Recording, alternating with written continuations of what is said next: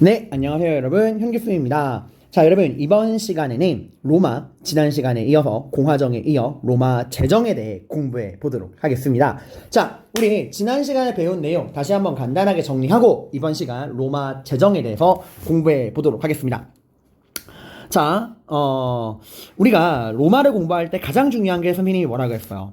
그죠? 로마의 정치 체제를 스텝 바이 스텝 단계별로 구분하는 게 가장 중요하다 라고 이야기를 했습니다. 로마의 정치체제는 크게 3단계로 나누어진다라고 이야기를 했죠. 어떻게? 그렇죠. 1단계였던 왕정.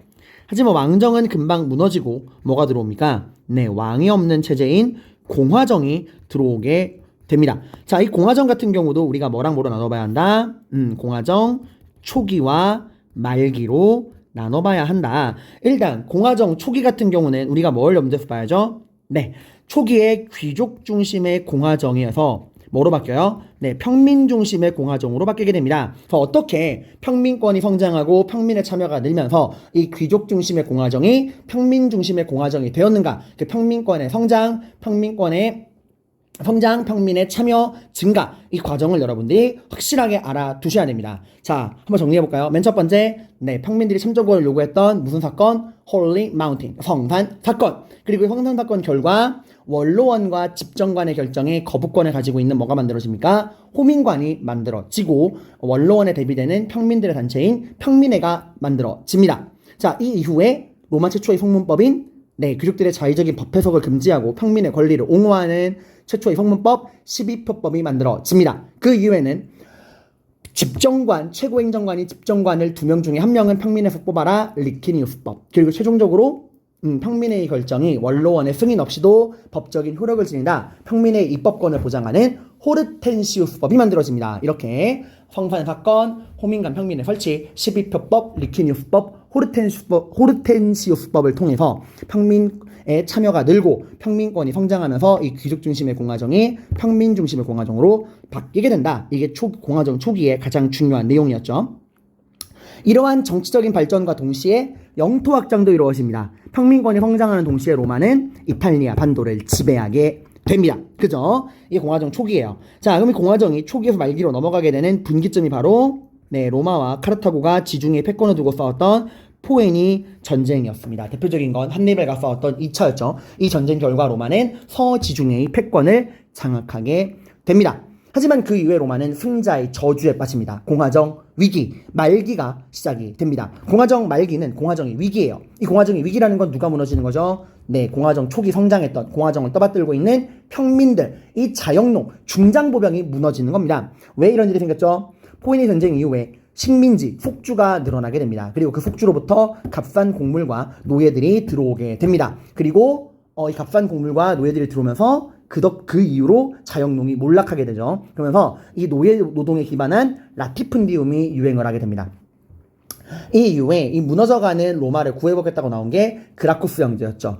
토지 소유에 제한을 걸어두는 농지법, 그 빈민들에게 곡물을 저렴한 가격으로 분배하는 곡물법, 이 농지법 공법이 나왔지만 결국에는 실패하게 되죠. 그죠? 그리고 나서 로마는 귀족파랑 평민파로 나눠져서 혼란에 빠지게 됩니다. 분열이 시작되는 거죠.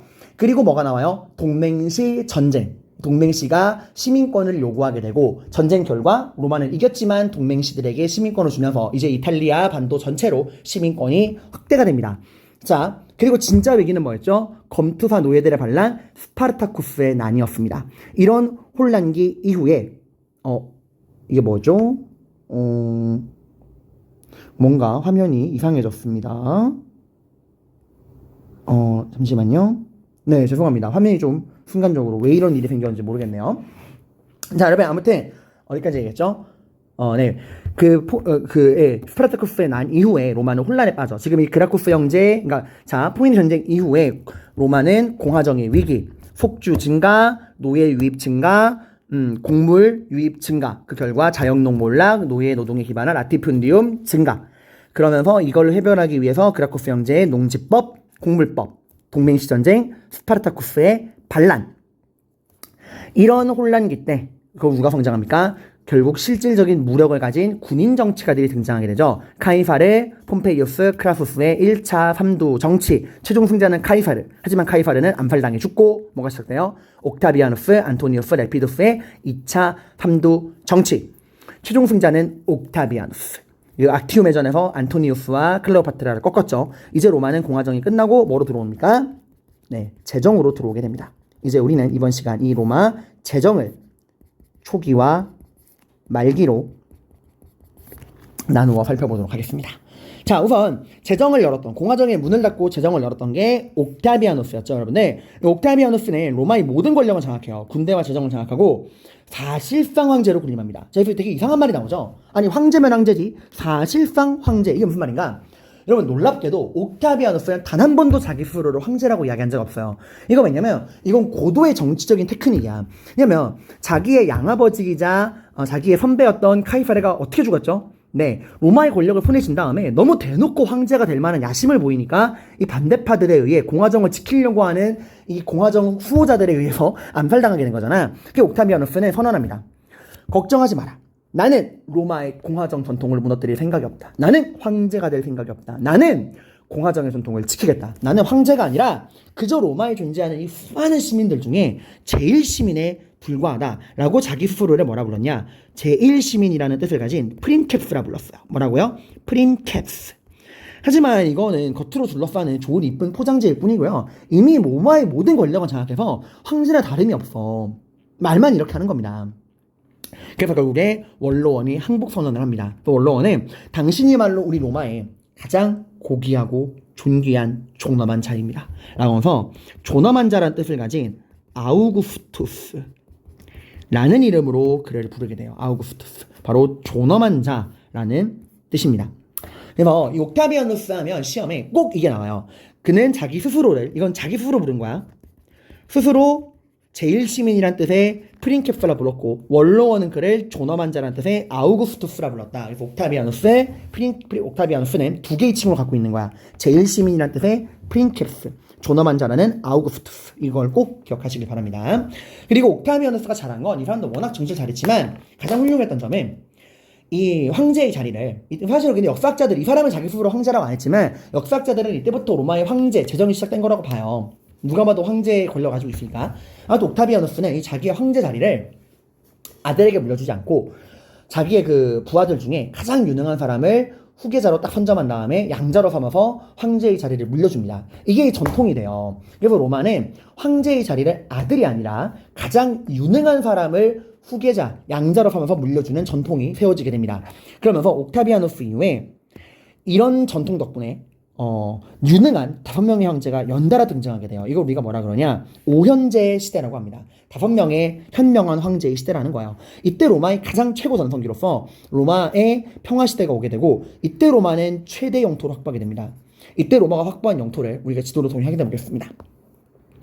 9번 프린트 보시면 여기 그 그라쿠스 형제 개혁 옆에 포이니 전쟁 이후 로마가 이제 그 제국으로 발전하면서 가지고 있는 영토예요. 어마어마하죠, 여러분들. 진짜 엄청난 영토야, 얘들아. 이때 이제 로마가 얼마나 영토가 넓었는지를 나타내주는 말이, 보시면 이 지중해가 로마에게 둘러싸여 있죠. 그래서 지중해를 뭐라 불렀냐? 지중해는 로마의 호수다. 모든 길은 로마로 통한다. 이런 얘기가 나온 거예요. 지중해도 로마 입장에 호수랑 다름없다 이거죠. 바다가 아니라. 자, 아무튼 이런 영토를 가지게 됐다. 이거는 하나 함정에 나올 수 있는 게 옥타비아누스 때는 최대 영토를 확보한 게 아닙니다. 오현제 시대에 최대 영토를 확보한 거예요. 여러분들. 그러니까 마치 우리 한국사로 치면은 고구려는 광개토대왕과 장수왕 때 최대 영토를 확보한 게 아니야. 그 장수왕의 손자인 문자명왕 때가 최대 영토잖아요. 약간 그런 거랑 비슷하다고 보시면 됩니다. 최대 영토를 확보하게 됩니다. 이 시기를 우리가 로마의 평화 시대, 바로 로마에 의한 평화, 팍스 로마나라 불러요. 로마의 평화. 리즈 시절인 거죠. 하지만 이 리즈 시절도 끝이 있습니다. 자, 보시면은 이 오현제 시대에 여기 나오는데 네르바, 트라이아누스, 하드리아누스, 안토니우스 피우스, 여기까지가 네 번째고 마지막 마르쿠스 아우렐리우스인데 다른 사람들의 이름은 몰라도 이 마르쿠스 아우렐리우스는 알아두시면 좋아요. 이 사람을 끝으로 오현제 시대가 끝납니다. 왜? 지금 로마의 전통이 뭐야? 황제의 자리를 아들이 아니라 유능한 사람을 후계자, 양자로서만 물려주는 게 로마의 전통이잖아요. 이걸 깼어, 이 사람이. 그러니까 이 사람 자체는 되게 훌륭한 사람이에요. 마르쿠스 아우렐리우스는 위대한 황제인 동시에 철학가였어. 이 사람은 명상록이라고 하는 책을 쓸 정도로 그 뛰어난 스토아 학파의 철학자였어. 자기 자신의 감정과 욕망을 절제하고 이성적인 삶을 추구했던 사람인데요. 이 사람이 결국 못 이긴 게 혈육의 정이야. 그러니까 유능한 사람을 후계자로 세워야 되는데 아들이 눈에 밟혔던 거야. 이 사람의 아들이 코모도스라는 사람이에요. 근데 이 코모도스가 진짜 개쓰레기 망나니 같은 사람이었어. 근데 이제 아버지 눈에 보기엔 내 아들이 좀 부족한 면이 있어도 훌륭한 황제가 되지 않을까? 이래서 로마의 전통을 깨고 자기의 친아들 코모도스에게 황제의 자리를 물려줍니다. 이로써 오현제 시대가 끝나게 돼요. 근데 이 코모도스는 진짜 개또라이 사이코였어요. 여러분 뭐 근친부터 해가지고 나쁜 짓을 다 해. 이걸 배경으로 했던 영화가 혹시 여러분 이거 뭐 시험에 나오는 거 아니지만 알아두시면 교양에 좋습니다. 영화 글래디 에디터라고 아시나요? 그 러셀 크로우 씨가 주연한 그 영화인데요. 이 영화에 보면은 그 되게 늙은 황제가 나와. 그 황제가 이제 마르쿠스 아우렐리우스예요. 그 영화 초반에 나오는 마르쿠스 아우렐리우스. 그리고 그 영화상에서는 영화의 창작이긴 한데 영화상에서는 이 마르쿠스 아우렐리우스 황제가 자기 아들인 코모도스가 아니라 자기가 가장 믿고 신임하는 부하 장군인 막시무스에게 이 후계자 자리를 넘겨주려고 해요. 막시무스가 이제 러셀 크로우가 맡은 역할이거든. 그러니까 이걸 바라보는 코모도스 마음이 어때? 내 아버지가 내가 아니라 막시무스를 더 사랑하고 아끼는 거야. 그 아버지에 대한 이 사랑받지 못하는 질투, 이 막 시기 질투, 원한 이게 섞이는 거예요. 이 코모도스 역할을 맡은 사람이 영화 조커로 유명한 호아킨 피닉스예요. 진짜 이때부터 그 광기 어린 역할 을 되게 잘해. 그래서 그 영화상에서 이 코모도스가 마르쿠스 아우렐리우스를 암살합니다. 그리고 이 막시무스는 검투사로 팔아버리고 자기가 황제의 자리를 차지하게 돼. 그래서 이 검투사로 팔려간 막시무스가 복수하는 내용이 이 글래디에이터라는 영화인데요. 나중에 한번 보세요. 되게 잘 만들었습니다. 아무튼 이렇게 해서 로마는 오현제 시대가 끝나고 전성기가 끝나. 이러면서 로마 제정 초기가 끝나고 로마의 위기 제정 말기가 찾아옵니다. 이 코모도스가 개또라이라고 했죠. 그래서 이 나쁜 짓을 다 하던 코모도스가 결국엔 암살당합니다. 누구한테? 자기의 친위병에게 암살당하게 돼요. 군인에게 암살당한 거야. 그리고 이때부터 로마는 군인들, 힘있는 군인들이 황제의 자리를 놓고 싸우는 군인왕제의 혼란기가 찾아오게 돼요. 이때부터 이제 군인 출신의 황제가 등장하게 된 겁니다. 이 군인왕제라는 용어를 여러분이 뭐랑 구분하셔야 되냐? 아까 제가 삼두정치 이야기할 때는 군인 정치가라고 했죠. 삼두정치 때는 아직까지 공화정 시기니까 우리가 군인 정치가라 부르는 거고 지금은 제정이니까 군인 황제 시기라 부르는 겁니다. 아무튼 이때 원리 원칙이 없어요. 그냥 힘센 놈이 황제의 자리를 가지는 서로 죽고 죽이고 싸우는 대환장 파티 혼란의 시대가 시작이 됩니다. 그래서 로마가 국정이 혼란하게 되고 농업 도시 상공업이 쇠퇴하고 위기에 빠지게 돼. 제정 말기가 온 거죠. 자, 로마 제정이 위기가 옵니다. 자, 이렇게 로마가 위기에 빠지니까 그동안 로마가 강할 때는 숨죽이고 있던 이민족들이 날뛰게 됩니다. 이때부터 약해진 로마를 대상으로 이민족의 침입이 늘어나게 돼요. 이 대표적인 이민족이 누구냐? 여러분이 배웠습니다. 파르티아를 무너뜨리고 크테시폰을 수도로 조로아스터교를 국교로 삼았던 만인교가 등장했던 바로 사사낭조 페르시아예요. 그래서 여러분들 사사낭조 페르시아 공부할 때 여러분 그 에데사 전투 기억나요? 에데사 전투. 이 에데사 전투에서 로마 황제가 포로로 잡혔다 그랬잖아. 이때니까 가능했던 거야. 그러니까 사사랑조 페르시아가 힘이 강한 것도 맞지만 로마가 이때부터 이제 제정 말기 몰락기였거든요. 그래서 봐봐, 이렇게 사사랑조 페르시아 같은 이민족들이 로마를 쳐들어와. 당연히 이런 이민족의 침입을 막기 위해서는 강한 군대가 필요하고 그 강한 군대를 기르기 위해서는 돈이 필요합니다. 그 돈이 결국 뭐예요? 세금이란 말이죠. 그래서 이 농민들로부터 세금을 무지하게 뜯어 로마가. 세금이 늘어나. 그러니까 견디다 못한 농민들이 으아 이대로 못 살아 이러고 도망치고 난리가 난 거예요. 그리고 더 큰 얘기는 로마의 전성기가 끝나면서 로마의 정복전쟁 확장이 끝난 거야. 이게 왜 중요하냐. 자 봐봐 얘들아, 우리 공화정의 위기 생각해봐요. 자, 포니의 전쟁 이후에 왜 공화정의 위기가 왔죠? 그쵸? 포니의 전쟁 이후에 로마는 무지막지하게 많은 속주, 식민지를 획득하게 돼요. 그리고 이때부터 로마는 계속해서 팽창하잖아. 계속해서 식민지, 속주가 늘어. 그리고 무한하게 늘어나는 속주, 식민지로부터 끊임없이 값싼 곡물과 중요한 거 누가 들어와? 노예가 계속 무한대로 공급이 돼요. 그래서 이렇게 늘어나는 속주에서 공급되는 노예, 이 노예에 기반한 라티푼디움, 대농장, 노예제 대농장. 이게 지금 로마의 경제를 떠받치는 핵심이란 말이야. 근데 봐봐. 오현제 시대 때가 최대 영토 확보예요. 이게 함정이야. 봐봐. 최대 영토라는 건 더 이상 영토는 늘지 않는다는 거야. 그러니까 오현제 시대를 끝으로 로마의 전성기는 끝났고 더 이상 로마는 영토 확장이 이루어지지 않습니다.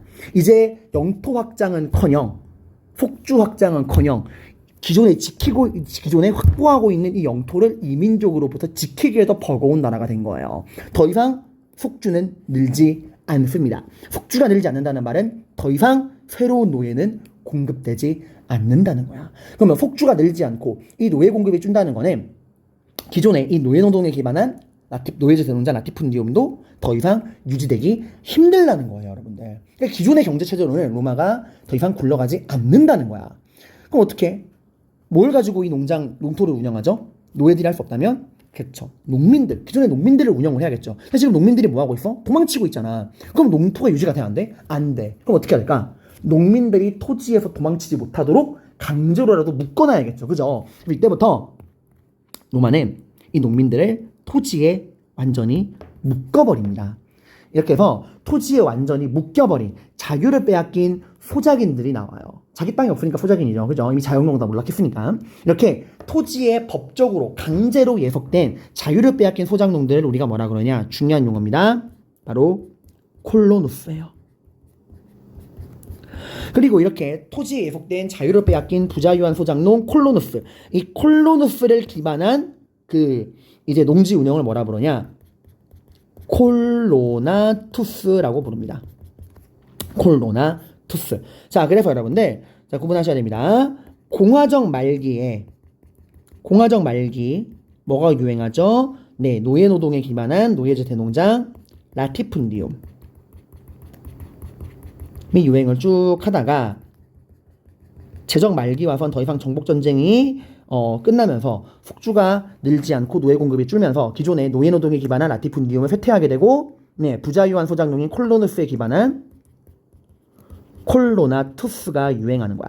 얘들아, 다만 이건 주의해야 돼. 그럼 선생님, 여러분 역사는 수학처럼 딱딱 끊어지는 게 아니에요? 그럼 제정 말기 땅 들어가면 라티푼디움이 뿅 하고 사라지나요? 그건 아니에요, 여러분들. 라티푼디움은 계속 존재하죠. 다만 그 라티푼디움이 점점 규모가 줄고 쇠락해가고 뭐가 는다? 콜로나투스가 는다 이겁니다, 여러분들. 그리고 이 콜로나투스의 구성원인 이 부자유한 토지에 묶인 소작농, 이 콜로누스가 중세 농노의 기원이에요. 이 농노가 농민 플러스 노예의 합성어거든요. 이 고대의 콜로누스가 기원이 돼서 중세 농노가 되는 겁니다. 자, 이렇게 무너져가는 로마, 이 로마를 되살려보고자 로마 최후의 불꽃 디콘테 라인이 등장합니다. 디오클레티아누스, 콘스탄티누스, 테오도시우스, 우리가 이들의 첫 글자를 따서 디콘테 라인이라고 불러요. 자, 우선 이 세 명 다 중요합니다. 그 옥타비아누스가 인물 문제를 넣을 때 꼭 이 디콘테 라인이 함께 나와요. 함께 나옵니다.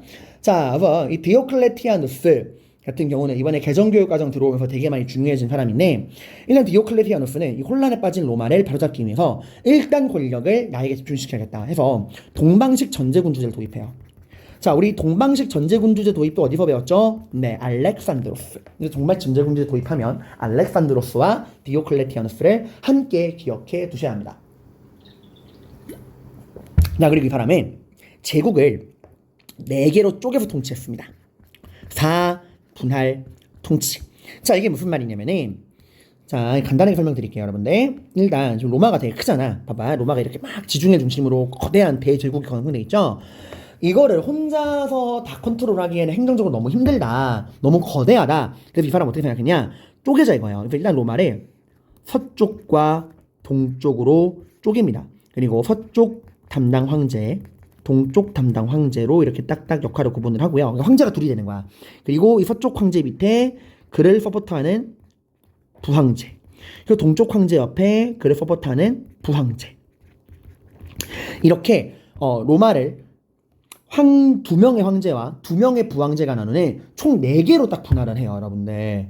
이게 바로 4분할 통치입니다. 황제 둘, 부황제 둘. 근데 다만 이건 주의할 점이, 이게 나중에 여러분 로마가 망하고 서로마랑 동로마랑 완전히 분열되거든요. 근데 이거는 지금 로마가 분열된 건 아니야, 얘들아. 이거는 그냥 행정적으로 구분한 거예요. 대한민국이 땅이 크니까 경기도, 충청도, 전라도에 구분을 하고, 또 이 충청도, 전라도, 경상도도 충청, 북도, 남도 이렇게 행정적으로 구분하잖아요. 마찬가지야. 그게 행정적으로 구분한 겁니다. 분열된 게 아니에요. 행정적인 구분일 뿐이야. 지금도 우리가 살고 있는 경기도 덩치가 워낙 크니까 지금도 이제 경기도를 북부랑 남부로 행정적으로 구분하자라고 이야기하잖아요. 여러분들 그런 게 비슷한 겁니다. 분열된 건 아니고 행정적으로 구분한 겁니다. 그리고 이 사람은 크리스트교를 탄압해요. 왜 그랬냐? 원래 로마는 기본적으로 다신교입니다. 종교의 자유가 있어요. 어떤 종교를 믿건 자유인데 그 기독교, 이때 디오클레티아누스가 공방식 전제군주제를 도입을 하면서 나라를 안정시키기 위해서 자기를 신으로 칭해요. 이제부터 나도 신이다. 로마에 있는 모든 시민들은 나 황제를 숭배해라 하고 황제 숭배를 강요합니다. 근데 다른 종교는 워낙 신들이 많으니까 다른 종교인들 입장에서는 수많은 신들 중에 하나가 추가된 것 뿐이야. 그리고 황제 숭배에 거부감을 안 가지고 그냥 황제도 신으로 숭배를 해요. 근데 이걸 받아들일 수 없는 종교가 있습니다. 나 이외 다른 신을 섬기지 말라. 유일신 크리스트교예요. 그 크리스트교는 이 황제 숭배를 거부합니다. 그래서 이 디오클레티아누스가 보기에는 이 크리스트교도들은 황제 숭배를 거부하는 로마의 단결을 해치는 존재로 생각이 됐던 거야. 그래서 디오클레티아누스가 그리스도교를 엄청 탄압을 합니다. 이게 뒤에 나오는 콘스탄티누스와 테오도시우스랑은 다른 점이에요. 자, 그 다음에 이제 이 디오클레티아누스 위에 콘스탄티누스가 황제가 되는데 이 사람은 디오클레티아누스랑 좀 생각이 달랐어. 그러니까 디오클레티아누스가 제국을 효율적으로 다스리겠다 해서 일단 자기가 중심이 돼서 제국을 4분할 통치를 했잖아요. 근데 문제는 디오클레티아누스가 죽은 다음 일어나. 당연히 서로 자기가 로마의 대빵이 되겠다고 이 갈라진 4분할 통치 황제들이 싸움이 날 거 아니야. 그래서 콘스탄티누스는 그 디오클레티아누스가 죽은 이후에 이 내전이 벌어지는 걸 수습하고 황제가 된 사람이야. 그래서 4분할 통치를 취소하고 본인이 유일한 황제가 됩니다. 그리고 이때 콘스탄티누스는 중요한 게 기독교에 대한 입장이 바뀌어요.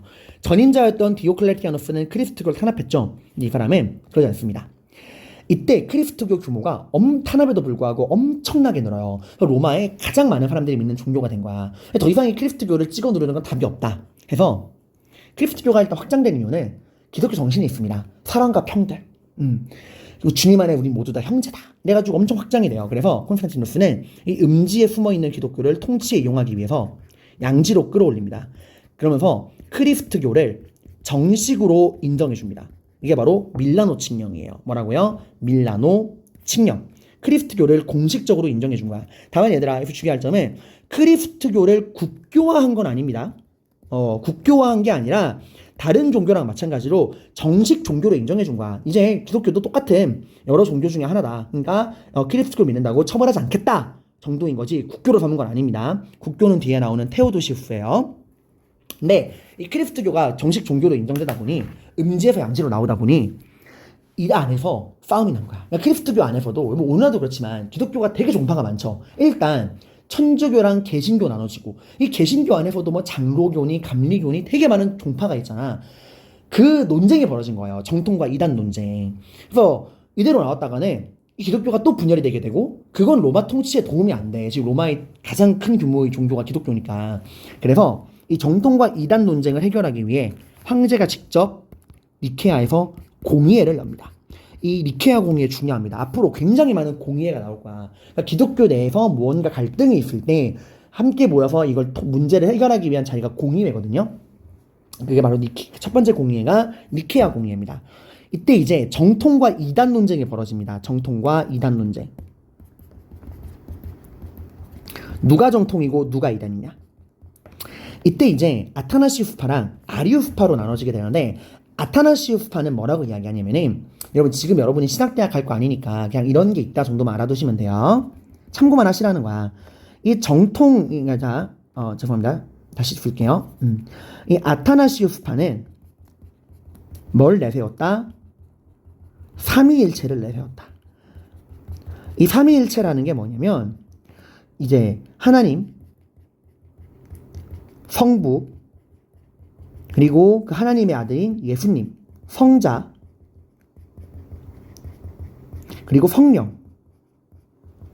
이게 세 존재가 있는데 이 세 존재는 분리된 것처럼 보이지만 이 세 존재가 곧 하나의 신이야. 똑같다 이거예요. 그러니까 하나님, 예수님, 성령님은 분리되어 있어서 각자 일을 하시지만 이들은 결국 하나의 존재다. 말 그대로 세 개의 위상이 하나다. 하나님, 예수님, 성령님은 하나다라고 말하는 게 아타나시우스파 삼위일체예요, 여러분들. 그리고 이 아타나시우스파는 그 중에서도 하나님의 아들인 예수님은 신인 동시에 인간이다. 신이지만 인간의 죄를 사하기 위해 인간의 몸으로 세상에 내려와서 십자가에 못 박혀 돌아가심으로써 인간의 죄를 사했다라고 말하는 게 아타나시우스파예요. 여러분 솔직히 물을게요. 여러분 지금 제가 말하는 거 이해 가요?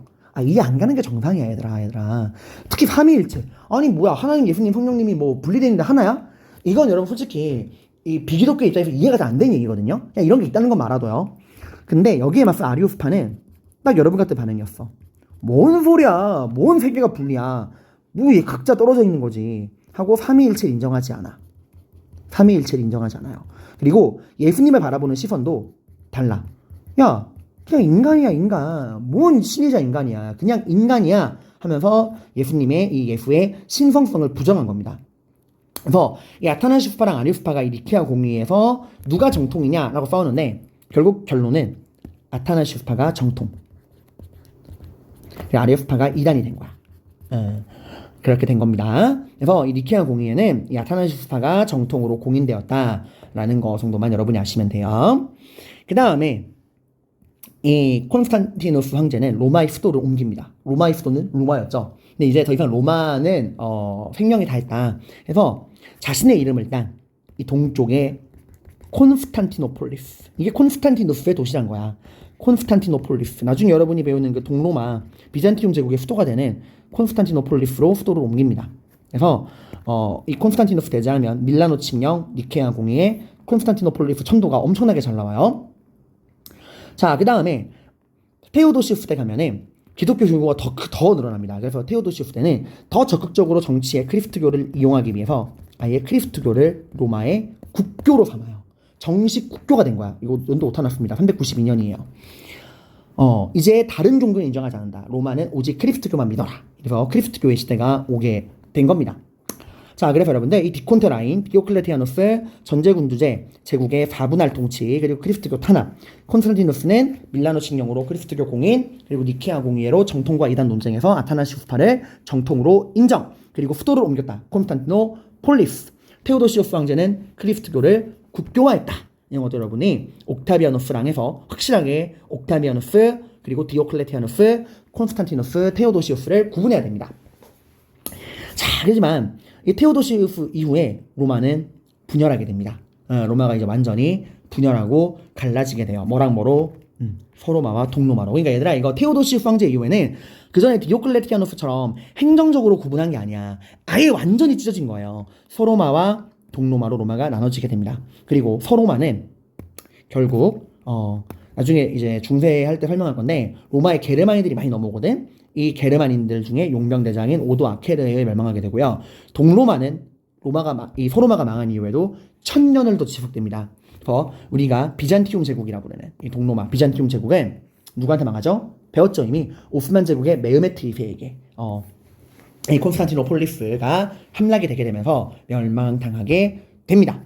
로마의 분열 및 멸망, 이렇게 여러분이 공부하시면 됩니다. 자, 그래서 우리 이번 시간 로마 제정을 초기와 말기로 구분했습니다. 제정 초기 옥타비아누스와 오현제 시대, 옥타비아누스 프린캡스 아우구스투스 기억하시고요. 오현제 시대는 팍스 로마나 최대 영토 확보. 하지만 로마 말기 뭐의 시대? 군인 황제의 혼란기, 그리고 로마 제정의 위기, 특히 정복 전쟁이 끝나면서 더 이상 속주에서 노예가 공급이 줄어드니까 노예 노동에 기반한 라티푼디움으로는 이끌어갈 수가 없다. 이제 뭐가 중심이 됩니까? 토지에 예속된 부자유 부작인 콜로누스, 이를 중심으로 한 콜로나투스가 유행하게 됩니다. 그리고 이 망해가는 로마를 붙잡기 위한 디콘테 라인, 공부 확실하게 해두시기 바랍니다. 자, 이렇게 해서 우리가 로마 제정을 봤고요. 다음 시간에는 로마의 문화 공부해 보도록 하겠습니다. 고생 많으셨습니다.